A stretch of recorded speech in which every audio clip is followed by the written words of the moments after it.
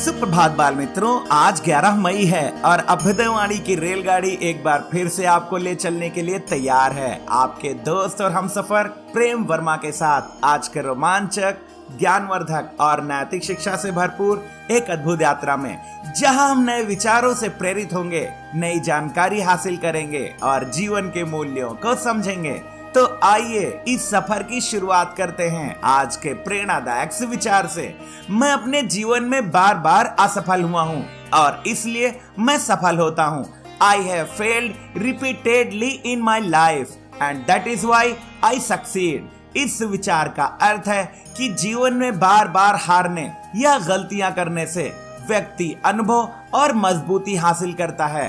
हर असफलता सीख देती है, नई रणनीतियां सिखाती है और इंसान को उसकी कमजोरियों का एहसास कराती है और इस तरह वह धीरे धीरे सफलता के करीब पहुंचता है। यहाँ यह संदेश है कि असफलता अंत नहीं बल्कि सफलता का एक जरूरी हिस्सा है।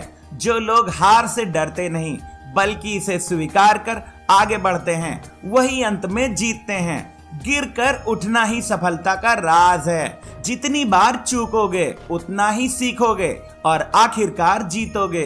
दोस्तों, आज मातृ दिवस यानी मदर्स डे भी है, जो हर साल मई महीने के दूसरे रविवार को माताओं के प्रति सम्मान और कृतज्ञता व्यक्त करने के लिए मनाया जाता है। यह दिन माँ के अथक परिश्रम, त्याग और असीम स्नेह को समर्पित है, जो हमारे जीवन की नींव बनकर हमें संस्कार और संबल देती है।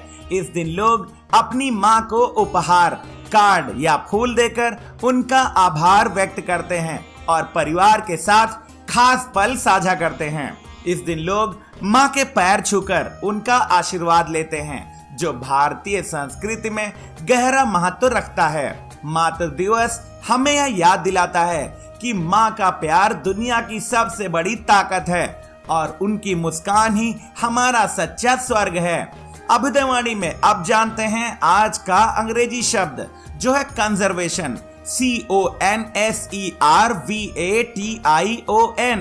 कंजर्वेशन का अर्थ होता है संरक्षण या सुरक्षित करना, यानी जो हमारे पास है उसे सहेज कर रखना। यह प्राकृतिक संसाधनों जैसे पानी, जंगल, वन्य जीव, ऊर्जा, सांस्कृतिक धरोहर या पर्यावरण को बचाने और उनका विवेकपूर्ण उपयोग करने की प्रक्रिया है।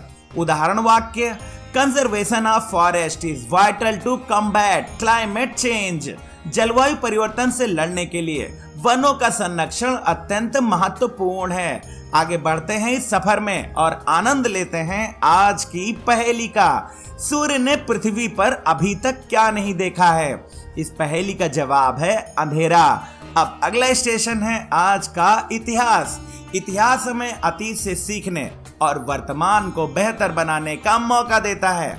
आइए इतिहास के पन्नों में आज 11 मई की कुछ प्रमुख घटनाओं पर नजर डालें। 11 मई सन 1991 में भारत के प्रथम राष्ट्रपति डॉक्टर राजेंद्र प्रसाद ने गुजरात के सोमनाथ मंदिर का उद्घाटन किया। यह मंदिर भारत के सांस्कृतिक पुनर्निर्माण और धार्मिक एकता का प्रतीक बना। 11 मई सन 1888 को मुंबई में एक विशाल सभा में ज्योतिबा फुले को महात्मा की उपाधि से सम्मानित किया गया। यह सम्मान उन्हें दलित उत्थान, शिक्षा और महिला अधिकारों के लिए किए गए प्रयासों के लिए दिया गया। 11 मई सन 1998 में राजस्थान के पोखरण में भारत ने शक्ति 1 नामक 3 भूमिगत परमाणु परीक्षण किए। यह भारत का दूसरा परमाणु परीक्षण था, जिसने देश को परमाणु शक्ति संपन्न राष्ट्र घोषित किया। 11 मई 1998 को यूरोप की एकल मुद्रा यूरो का पहला सिक्का बना। यह यूरोपीय देशों की आर्थिक एकता की दिशा में एक महत्वपूर्ण कदम था। 11 मई सन 2000 को दिल्ली के सफदरजंग अस्पताल में आस्था नामक बच्ची का जन्म हुआ। भारत की जनसंख्या घड़ी के अनुसार वह देश की 1 अरबवीं नागरिक थी। यह घटना भारत में बढ़ती जनसंख्या और इससे जुड़ी चुनौतियों पर वैश्विक चर्चा का कारण बनी। अभ्युदयवाणी की अगली कड़ी प्रेरक व्यक्तित्व में आज हम जानेंगे भारत के प्रथम राष्ट्रपति डॉक्टर राजेंद्र प्रसाद के बारे में। डॉक्टर राजेंद्र प्रसाद भारत के प्रथम राष्ट्रपति और एक महान स्वतंत्रता सेनानी थे। उनका जन्म 3 दिसंबर सन 1884 को बिहार के जीरादेई गांव में हुआ था। उन्होंने कलकत्ता विश्वविद्यालय से कानून की डिग्री प्राप्त की और एक विद्वान वकील के रूप में ख्याति अर्जित की। महात्मा गांधी के विचारों से प्रेरित होकर वह भारतीय स्वतंत्रता आंदोलन में शामिल हुए और चंपारण सत्याग्रह, असहयोग आंदोलन तथा भारत छोड़ो आंदोलन में अग्रणी भूमिका निभाई। 26 जनवरी 1950 को जब भारत गणराज्य बना तो डॉक्टर राजेंद्र प्रसाद को सर्वसम्मति से राष्ट्रपति चुना गया। वह राष्ट्रपति पद पर 1950 से 1962 तक 12 वर्षों तक रहे, जो आज तक का सबसे लंबा कार्यकाल है।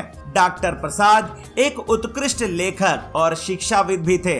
उनकी आत्मकथा, मेरी आत्मकथा और भारतीय संस्कृति जैसी पुस्तकें भारतीय समाज को गहराई से समझने का अवसर देती हैं। सन 1962 में उन्हें भारत के सर्वोच्च नागरिक सम्मान भारत रत्न से अलंकृत किया गया। 28 फरवरी 1963 को उनका निधन हो गया, लेकिन उनकी नैतिकता, देशभक्ति और सादगी की विरासत आज भी प्रेरणा का स्रोत है। अभ्युदयवाणी के दैनिक विशेष में अब हम जानेंगे 11 मई को मनाए जाने वाले राष्ट्रीय प्रौद्योगिकी दिवस के बारे में। राष्ट्रीय प्रौद्योगिकी दिवस भारत में प्रत्येक वर्ष 11 मई को मनाया जाता है। यह दिन देश की वैज्ञानिक और तकनीकी प्रगति के गौरव को समर्पित है। 11 मई सन 1998 को भारत ने राजस्थान के पोखरण में ऑपरेशन शक्ति के तहत सफल परमाणु परीक्षण करके विश्व को अपनी तकनीकी क्षमता का लोहा मनवाया था। इस ऐतिहासिक उपलब्धि के साथ ही उस दिन हंसा 3 विमान का परीक्षण और त्रिशूल मिसाइल का अंतिम ट्रायल भी सफल रहा। तत्कालीन प्रधानमंत्री अटल बिहारी वाजपेयी ने इस दिन को भारत की तकनीकी स्वतंत्रता के प्रतीक के रूप में चिन्हित किया। इस दिवस का उद्देश्य युवाओं को विज्ञान के क्षेत्र में प्रेरित करना, नवाचार को बढ़ावा देना और तकनीकी आत्मनिर्भरता की दिशा में काम करना है। वर्ष 2024 की theme school to startups igniting young minds to innovate के माध्यम से युवाओं में नवाचार की भावना को जगाने पर जोर दिया गया है। चंद्रयान 3, मंगलयान और डिजिटल इंडिया जैसी परियोजनाएं भारत की तकनीकी प्रगति का प्रमाण हैं। डॉक्टर कलाम के शब्दों में प्रौद्योगिकी भविष्य का नींव है और यह दिवस जय जवान, जय किसान और जय विज्ञान के संकल्प को पुनर्जीवित करता है। अभ्युदयवाणी के अंतिम पड़ाव पर अब सुनते हैं आज की प्रेरणादायक बाल कहानी, जिसका शीर्षक है असली स्वर्ग। एक गांव में गोपाल नामक एक आलसी युवक रहता था। उसका सपना था कि वह दिन भर सोए और बिना कुछ किए ही उसकी हर इच्छा पूरी हो जाए। एक दिन उसकी मृत्यु हो गई और वह एक भव्य स्वर्ग में पहुंचा। वहां सोने चांदी के महल, नीले आकाश में उड़ते पक्षी और सुगंधित फूलों से भरी वादियां थीं। तभी एक देवदूत ने उसे एक ऐसे बिस्तर की ओर इशारा किया जो हीरे और मोतियों से जड़ा था। देवदूत बोला, यहाँ तुम्हें कभी उठने की जरूरत नहीं, जो चाहो यही मिल जाएगा। गोपाल खुशी से बिस्तर पर लेट गया। दिन भर उसके लिए स्वादिष्ट भोजन, मिठाइयाँ और मनोरंजन के साधन आते रहे। कुछ दिनों तक तो उसे यह जीवन सुखद लगा, पर धीरे धीरे वह बेचैन होने लगा। उसकी नींद गायब हो गई। जब भी वह बिस्तर से उठने की कोशिश करता, सेवक उसे रोक देते। स्वामी, आपको कष्ट नहीं उठाना है। महीनों बाद गोपाल का मन भर गया। वह चिल्लाया, यह स्वर्ग नहीं, कैद है, मुझे यहाँ से निकालो। तभी देवदूत प्रकट हुए और मुस्कुराकर बोले, गोपाल, असली स्वर्ग वह नहीं जहाँ सब कुछ मुफ्त मिले। असली स्वर्ग तो वह है जहाँ तुम्हारे प्रियजनों की मुस्कान हो, जहाँ मेहनत के बाद मिली रोटी का स्वाद हो और जहाँ तुम्हारे पास जो है उसी में संतोष हो। गोपाल की आंखें खुल गईं। उसने पृथ्वी पर लौटकर नया जीवन जीने की प्रार्थना की। पृथ्वी पर वापस आकर गोपाल ने अपनी आलसी आदतें बदल दी। उसने खेतों में मेहनत की, बच्चों को पढ़ाया और परिवार के साथ त्योहार मनाए। अब उसे वह सुख मिला जो स्वर्ग के बिस्तर में कभी नहीं मिला था। ये कहानी हमें सिखाती है कि स्वर्ग कोई जगह नहीं, एक अनुभव है। यह तब जन्म लेता है जब हम मेहनत से कमाए सुख को अपनों के साथ बांटते हैं और छोटी छोटी खुशियों में संतोष ढूंढते हैं। आज की अभ्युदयवाणी का सफर बस यहीं तक था। कल सुबह फिर मिलेंगे एक नई ऊर्जा के साथ, रोमांचक, ज्ञानवर्धक और नैतिक शिक्षा से भरपूर एक रोचक सफर में। आपका दिन शुभ हो। जय हिंद, जय भारत।